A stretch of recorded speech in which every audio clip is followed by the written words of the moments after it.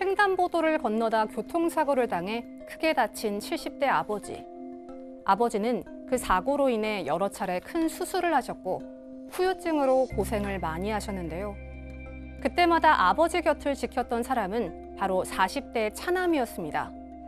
또 차남은 재산이라고는 살고 계신 집 한 채뿐 현금이 거의 없어 당장 수술비를 내기 어려운 아버지를 위해 병원비와 생활비도 모두 부담했는데요.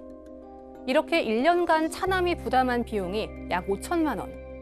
아버지는 차남에게 곧 재산을 정리해 돈을 돌려주겠다는 말을 남기신 후 병세가 급격히 나빠져 얼마 전 숨을 거두셨습니다. 아버지 사망 후 상속 문제를 정리하던 차남은 아버지의 병원비와 생활비로 부담한 돈에 대해서도 상속세를 내야 한다는 얘기를 듣게 되는데요.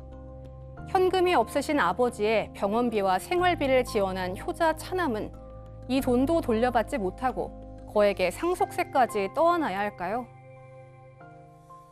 이 고령화와 이 평균 수명 연장으로요, 이 부모님의 생활비와 병원비에 대한 부담이 늘어나는 추세라고 합니다. 오늘 사건 상담실에서는 이 아픈 아버지의 병 간호를 한 효자 얘기를 해보겠는데, 혼자 사시는 아버지가 이제 교통사고로 크게 다쳤습니다. 그러다 보니까 이 40대 차남이 이 아버지를 이제 병 간호를 쭉 해왔어요. 네, 당시에 그 단순한 교통사고가 아니고요. 뺑소니를 당했는데 당시에 의식불명이었고 또 생사가 이제 불투명한 그 위독한 상황이었습니다. 다행히 이제 여러 차례 수술을 거쳐서 목숨은 건졌는데요. 하지만 그 후에도 후유증이 있기 때문에 고생을 굉장히 길게 했어요. 그리고 또 이 사고자에게 이제 자녀가 2명 있었는데요. 40대인 장남과 차남이 있었습니다. 그래서 장남은 사업 때문에 굉장히 바빴고 그래서 아버지 곁을 지키면서 병간호를 한 거는 차남이었습니다. 차남이 옆에서 계속해서 간병을 했는데요. 실제로 3개월 정도 병원에 있다가 퇴원을 했고 또 퇴원한 후에도 재활 치료를 하고 여러 가지 또 이제 보살핌이 필요했는데 이때도 차남 부부가 아버지를 돌봤죠. 근데 이게 뺑소니 사고면 누구에게 뭐 치료비를 청구할 수 있는 건 아니다 보니까 가족들이 병원비를 부담할 수밖에 없는 거잖아요. 그렇죠. 뭐 아무런 보상도 받을 수가 없었고 70대 아버지 뭐 생활이 여유 있지도 않았고요. 재산이라고는 잠깐 설명 나왔습니다만 현재 살고 있는 평생 살아온 집 한 채, 예. 생활비 자체도 이제 여유롭지 않다 보니까 건강하실 때는 공공근로로 용돈 정도 버시는 상태였기 때문에 지금처럼 갑작스러운 사고, 게다가 그냥 가벼운 사고가 아니라 수술도 몇 차례 했었고 응급실에 갔었고 의식불명 상태였었으니까요. 총 3개월간 병원에 계시면서 일단 수술도 했을 뿐더러 입원비도 입원비였을 거고요. 또 중환자실에 오래 계셨기 때문에 병원비가 정말 이게 그냥 장난이 아니게 나오거든요. 일단 차남 같은 경우에는 아버지가 좀 몸도 편찮으시고 뭐 기력도 없으신데 여기다 병원비 이야기할 수가 없으니까 일단은 본인이 병원비를 대기 시작하고요. 나중에 돈이 이제 부족하다 보니까 아내하고 상의를 해서 모아둔 돈에 그러니까 아내도 사실은 이 부분에 좀 많이 고마운데 모아둔 돈에 적금까지 해약을 해서 병원비를 댑니다. 아버지가 3개월 후에 퇴원을 하지만 퇴원한다고 또 뭐 비용이 안 그렇죠. 들어가느냐. 네. 통원 치료비 들어가죠. 또 환자를 모시려면 또 이런 생활비 들어가죠.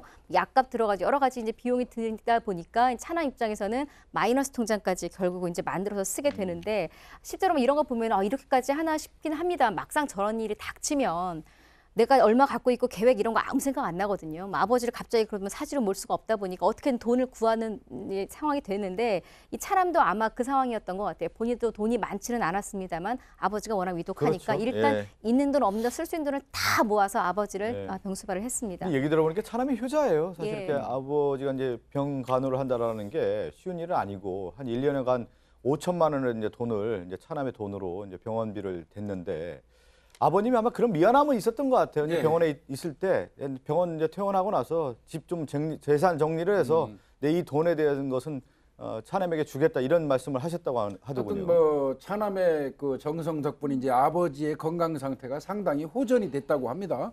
그러니까 이제 아버지는 뭐 이런 상황에서 언제까지 차남한테 부담 주면서 살기는 좀 곤란하다는 생각하신 것 같아요.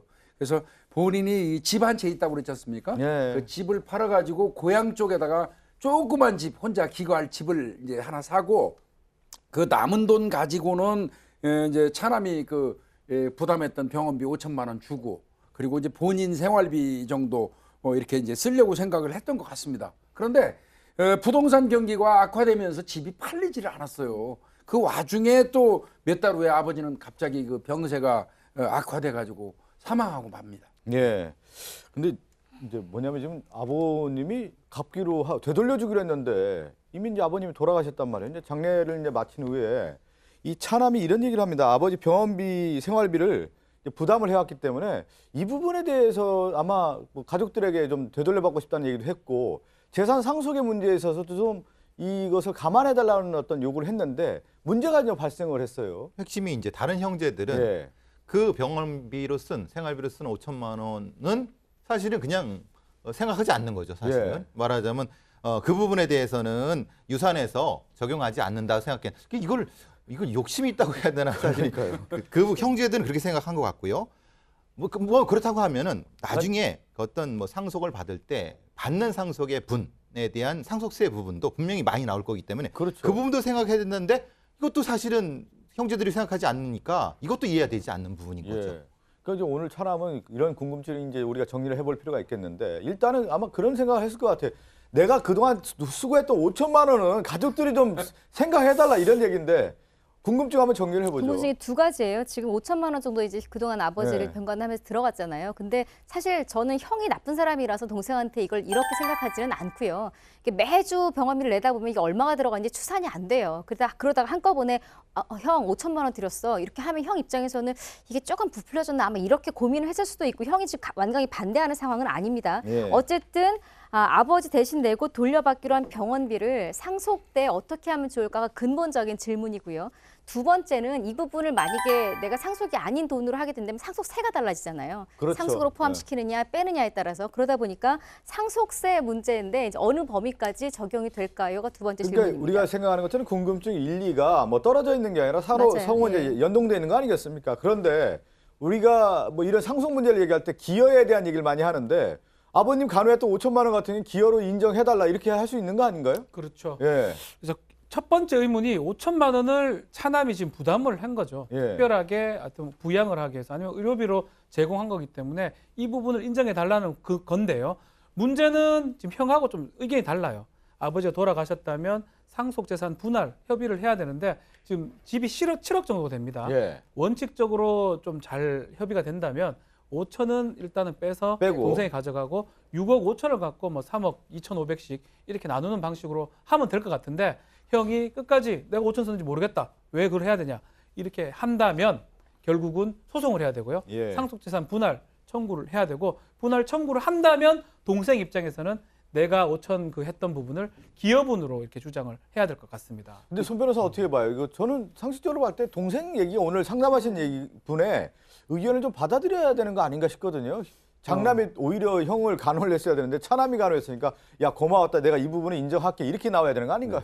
일단 기여자로 네. 인정받기 위해서는 특별한 기여를 해야 됩니다. 그런데 그 특별한 기여가 뭔지는 법에 나와 있진 않아요. 하지만 대법원이 구체적으로 여러 가지 사례들을 지금 쌓아놓고 있는데요. 그중에 하나를 소개해드리면 굉장히 명확하게 풀릴 수 있습니다. 이게 뭐냐면 통상의 뭐 부양이나 간호 정도는 안 된다. 하지만 그런 요양이나 간호를 차남이 함으로써 이제 그 상속재산의 손실이 없었던 경우 이런 경우에는 이거를 특별한 기여로 봅니다. 즉 그 병원비 5천만 원을 만약에 차남이 부담하지 않고 사망한 그 아버지가 직접 부담했다면 그만큼 상속재산이 줄어드는 거잖아요. 그렇죠. 그런데 차남이 그거를 썼기 때문에 상속재산 5천만 원이 그대로 남아있는 겁니다. 그 부분이. 그렇죠. 그렇다면 이건 대법원 판례에 따를 때 명확히 특별한 기여로 인정되고 기여자로 인정되고 기여분이기 때문에 일단 상속재산 분할할 때 5천만 원을 뺍니다. 예, 빼고 조금 전에 그 박 변호사님이 소개해 주신 대로 빼고 나머지를 나눈 다음에 차남은 거기에 5천만 원을 더해서 받는 거죠. 예. 그러니까 7억이라고 하면은 아버지 재산이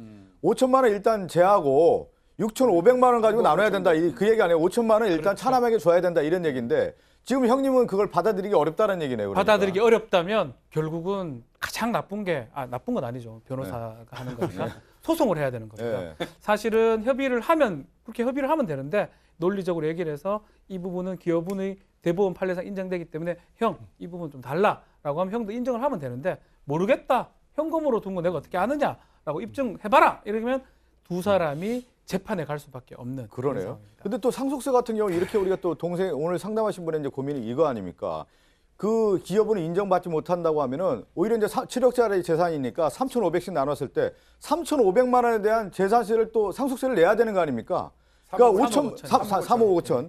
3억 5천에 대한 상속세를 내야 되니까 5천만 원은 제대로 받지도 못하고 오히려 상속세를 더 내야 되는 거냐 아니냐라고 지금 질문해 온 거죠. 그렇죠. 예. 그런 질문이 당연히 있을 수밖에 없는데 저는 그렇게 들었거든요. 부모님이 병원에 입원하고 계시고 병원비 치료비가 계속 들어간다면 가능하면 부모님의 카드를 개설해가지고 부모님의 카드로 그 병원비라든지 이런 거를 지급하는 그렇죠. 게 모든 면에서 유리하다 이렇게 들었는데 근데 또 우리나라 정서가 그렇지 않잖아요. 예, 예. 부모님이 병원에 입원해 있는데 자식이 어머니 아버지 카드 개설해가지고 그걸로 쓴다는 건 또 불효로 인식되는 경우도 있으니까 참 딜레마입니다. 이것도. 대부분 보면요, 이 동산과 부동산으로 나눈다고 하면 어른들 같은 경우는 동산은 없어요. 사실 현금 갖고 있는 분은 많이 안 그렇죠. 계시고 예. 집으로만 갖고 계신 분들이 많이 계시기 때문에 만약에 좀 아팠을 경우에는 유동자원이라고 할까요? 그 현금 확보가 상당히 어려운 집안들이 많이 있거든요. 그렇죠. 좀 더 구체적으로 좀 따져보면 네. 이 자녀 공제를 일단 해줍니다. 상속세를 무조건 내는 게 아니고요. 음. 일정 만약에 배우자하고 자녀가 있다면 10억까지 공제를 해주고요. 다른 또 공제 사유도 있는데 이 사안에서 드러나지 않기 때문에 알 수가 없고요. 그리고 자녀만 있어요. 자녀 공제는 5억까지 공제가 됩니다. 결국은 7억이 상속재산이면 2억의 한도 내에서 세금을 상속세를 내게 됩니다. 2억의 한도에서 내는데 5억은 공제를 받으니까요. 또 혹시나 다른 공제 사유가 있다면 그 세금 낼 가능성은 많이 줄어들고요. 그렇지만 2억도 세율이 상당히 높기 때문에 그 2억에 대해서 상당 금액을 좀 내야 될 상황이기 때문에 아마 이 차남 입장에서는 본인이 5천의 어떤 그 부양료도 내고 또 세금도 많이 내야 되는 부담을 갖고 있는 것 같습니다. 그럼 이렇게 해야 되는가요? 오늘 좀 저희가 지금 얘기 들어보면 만약에 이제 부모님이 아프시다고 하면 부모님이 실제 그 병원비라든가 약값을 내지 못하는 경우 자식들이 내는 경우 있잖아요. 네. 그러면 자식들이 냈을 경우에는 모든 뭐 영수증이나 그런 것들 다 앞으로 챙겨야 된다는 얘기잖아요. 그걸. 사실 그렇게 하더라도 세금은 나옵니다. 왜냐하면 그러한 그 비용을 자녀가 납부했다면 상속 재산인 부모의 재산이 줄어드는 건 아니거든요. 예, 예. 뭐 그게 특별 기여로 인정돼서 나중에 개인 다른 상속 공동 상속자 대신에 받는다고 하더라도 그것도 상속이기 때문에 결국 상속 재산이 줄어들진 않아요. 따라서 좀 야박하지만 굉장히 야박한 방법을 쓸수록 상속세는 줄어든다고 볼 수 있어요. 예. 왜냐하면 부모가 돈을 내도록 한다. 아니면 부모의 신용카드로 계산을 한다. 또는 직접 자녀가 계산을 하되 지급을 하되 부모에게 빌려준 것으로 각서를 남겨놓는다.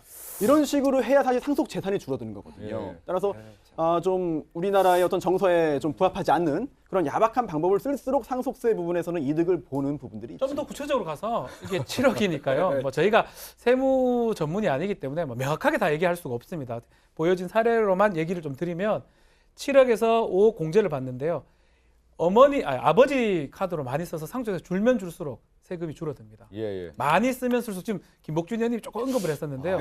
그래서 상속재산이 만약에 확 줄어가지고 1억 쓰고 한 6억 정도만 남았다 그러면 1억에 대해서 세금을 내는 거거든요. 그렇죠. 예, 예. 1억은 10%입니다. 10%면 1,000만 원만 정도만 내면 됩니다. 1,000만 원이면 둘이 합쳐서 500씩 내면 되는 거죠. 근데 가급적이면 뭐 그렇게 하라는 건 아니고 아버지 명의의 어떤 카드라든지 했으면 세금 자체는 많이 줄 수 있다. 그 말씀 드리고 손 변호사 싶어요. 표현이 좀 말씀이 예. 야박하다는 말이 야박합니다. 맞나요? 이렇게 얘기하다가 자식들이 아버님 상속세를 줄이기 위해서 아버님 카드로 써야 그렇게 되는데 해야 그렇게 됩니다. 얘기한다라는 게 참 우리 정서에 안 맞네요. 그리고 상속할 때 여러 가지 인적 공제가 있는데 그 자녀 한 명에 대한 인적 공제가 또 5천만 원으로 또 예. 볼 수 있기 때문에 그 부분 좀 확인을 좀 확인해야 하시고요. 됩니다. 예, 세무사와 상담을 좀 하시기 그러네요. 바랍니다. 참, 이 부친은 그 부친이 내도록 아버님 아팠을 때 아버님 앞으로 내야만 그 절세라고 할까요? 그런 것을 할 수 있다라고 하는 것이 우리 정서에 안 맞는데 어쨌든 오늘 상담한 내용 잘 참조하시기 바라겠습니다. 함께 사는 세상으로 갑니다.